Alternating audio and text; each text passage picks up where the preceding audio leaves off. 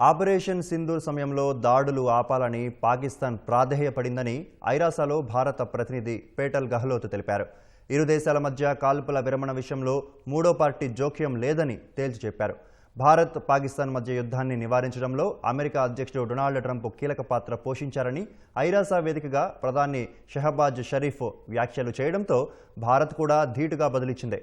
ఐరాసా సర్వప్రతినిధి సమావేశాల్లో పాకిస్తాన్ ప్రధాని అసంబద్ధమైన వ్యాఖ్యలు చేశారని పేటల్ గెహ్లోట్ విమర్శించారు.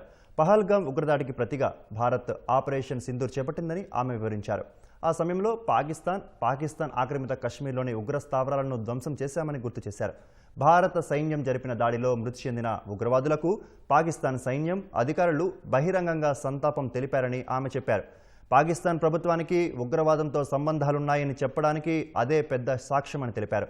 భారత్తో శాంతి కోరుకుంటే వెంటనే ఉగ్రవాద శిబిరాలన్నీ పాకిస్తాన్ మూసేయాలని, వాంటెడ్ జాబితాలో ఉన్న ఉగ్రవాదులను భారత్కు అప్పగించాలని పేటల్ గెహ్లోట్ డిమాండ్ చేశారు.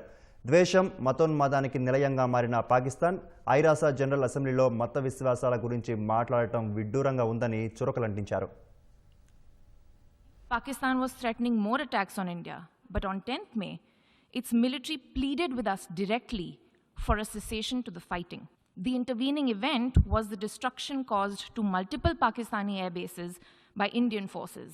The pictures of that damage are, of course, publicly accessible. If destroyed runways and burnt out hangars look like victory, as the Prime Minister claimed, Pakistan is welcome to enjoy it.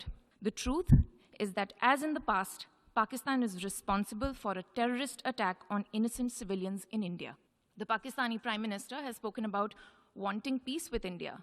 If he is indeed sincere, the pathway is clear. Pakistan must immediately shut down all terrorist camps and hand over to us terrorists wanted in India.